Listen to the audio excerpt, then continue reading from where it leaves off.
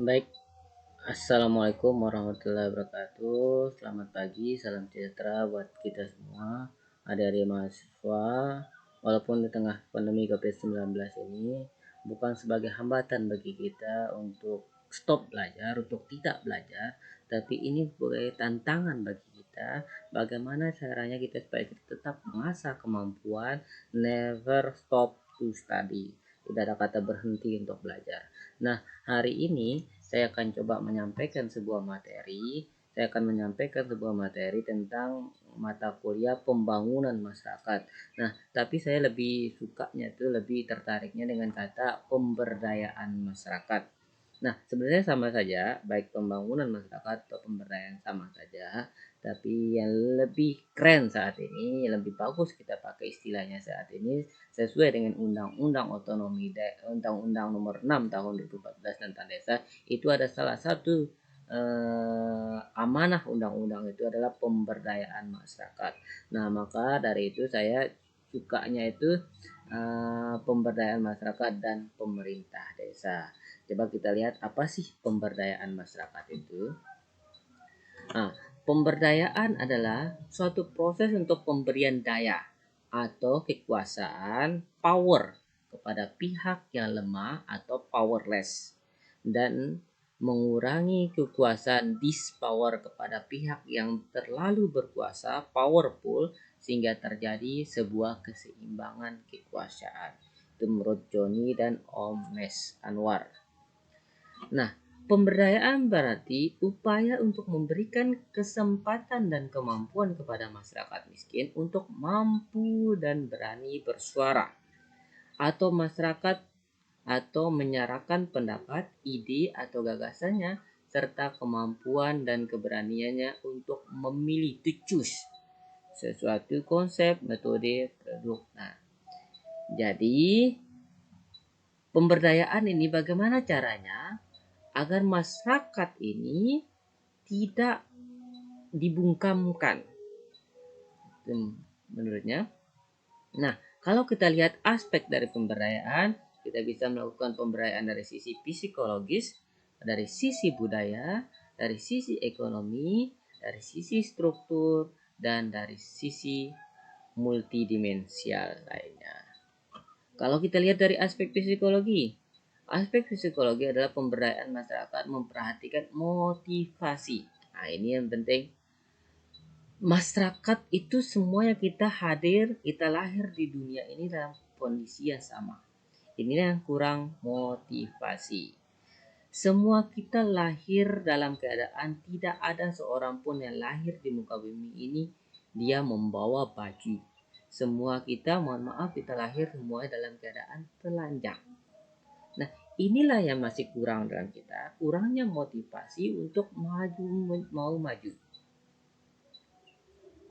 Itu secara psikologis. Nanti teman-teman bisa baca sendiri aja, kita akan buka sesi diskusi aja nanti. Ada 3 hal yang saling berhubungan. Adalah pertama tuh needs, kebutuhan terciptanya ada ketidak psikologis. Yang kedua dorongan, ada nggak kemauan untuk beraktivitas, untuk mau sejahtera, itu ada nggak dorongannya, dan ada nggak insentifnya. Insentif merupakan segala sesuatu yang akan meredakan dan mengurangi dorongan. Nah, itu ada 3 hal ini saling berhubungan. Pertama kebutuhan, kedua dorongan, ada pihak-pihak yang mendukung, yang ketiga ada insentifnya.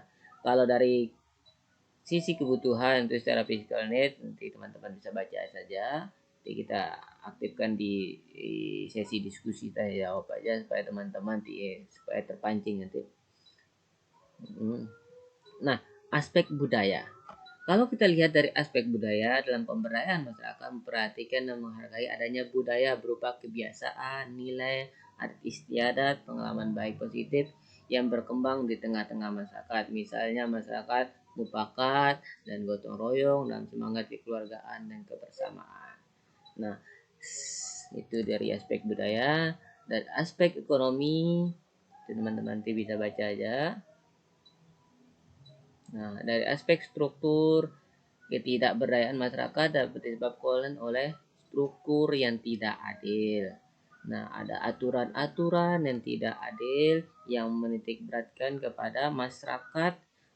Itu ibarat kata aturan itu ada yang bilang bahwa aturan itu tumpul ke atas tapi tajam ke bawah. Inilah karena kita dari sisi strukturnya. Katanya setiap orang sama di hadapan hukum. Faktanya yang kuat semakin kuat dan yang lemah semakin tak berdaya ini. Kita sendiri ikut berperan dalam menciptakan struktur yang tidak adil. Nah, kadang kita juga berperan. Sadar atau tidak, kita juga berperan. Kadang ada, ibaratnya keluarga kita gitu. Padahal dia tidak mampu dan tak bisa, tapi kita tempatkan dia pada posisi yang tidak mestinya.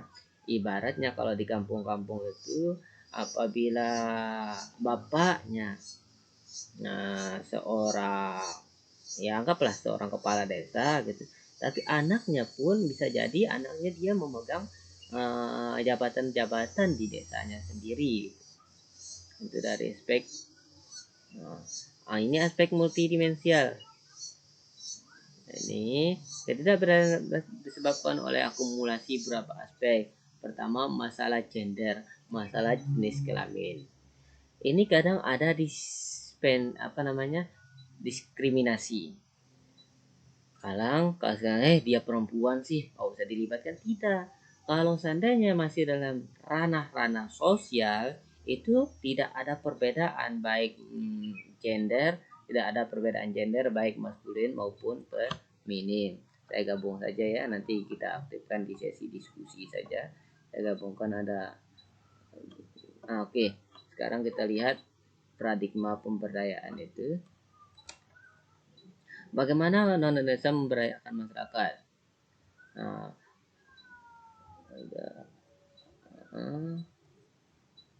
bukan ini nanti aja teman-teman.